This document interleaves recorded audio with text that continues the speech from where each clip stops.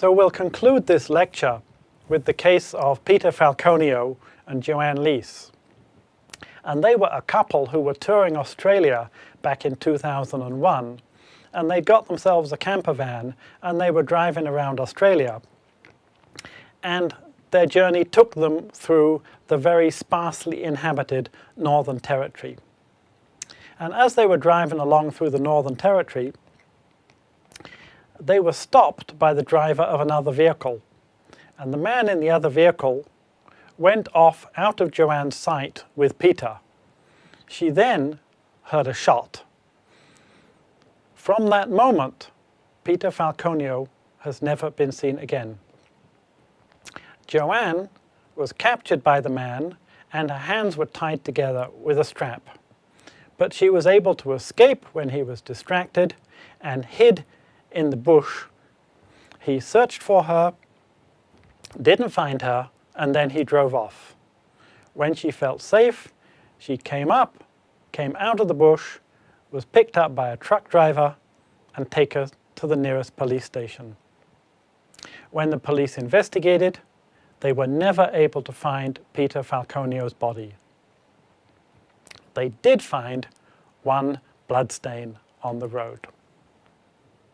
Shortly afterwards, a suspect was arrested, and he was a drug smuggler. His business was smuggling amphetamines across Australia, and his name was Bradley Murdoch. But the question is, could he be linked to the crime scene? There were no witnesses except for Joanne Leese, so it was his word against her word. Now, on her t-shirt, there was blood. The DNA of that blood matched Bradley Murdoch. And the Australian forensic scientists calculated these tremendous odds. And when you look at these odds, you realize that blood must have been Bradley Murdoch's. But the blood stain was on her t-shirt. It was not at the crime scene. So it only proves that Bradley Murdoch had come into contact with Joanne Leese. And it does not prove they came into contact at the crime scene. It could have been at a gas station or something hundreds of miles away. But they were able to extract DNA from the gear stick of the camper van. And that DNA matched Bradley Murdoch. This puts Bradley Murdoch at the crime scene because it proves he was in Peter and Joanne's camper van. And then the third piece of evidence is the strap that was used to tie Joanne Leese's hands. There was not much DNA that could be extracted from it, so they had to rely on low copy number DNA.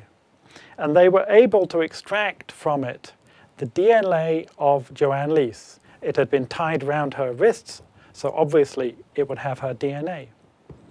They were able to extract from it the DNA of a man called Dr. Peter Thatcher. Well, who was he? Well, he was one of the forensic scientists, and his DNA had contaminated this sample. And finally, they were able to extract DNA of Bradley Murdoch from the strap. But this is low copy number DNA. So the probabilities that they calculated were a lot lower than for the bloodstain on the t-shirt. When I say a lot lower, they calculated a mere 100 million to 1. But given that the population of Australia is about 20 million, that's pretty good odds. So, what do we have? We have the blood on her t-shirt.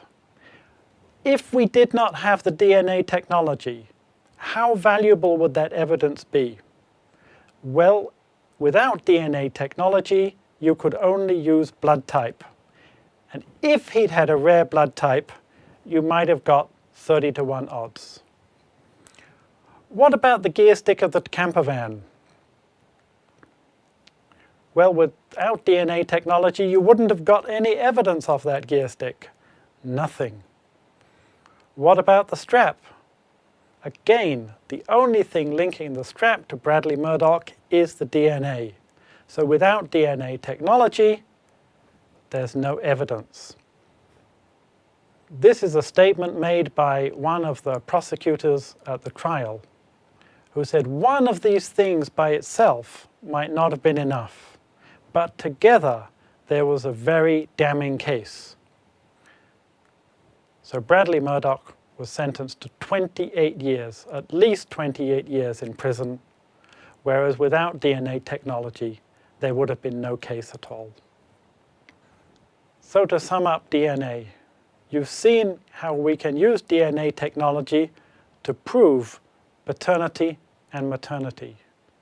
You've seen how DNA technology can facilitate police work, and that something as small as just 9 cells can be a trace that can be individualized. And you've seen that combining DNA technology with the use of DNA databases has allowed the solving of many, many cold cases involving both the conviction of the criminals and the freeing of the innocent.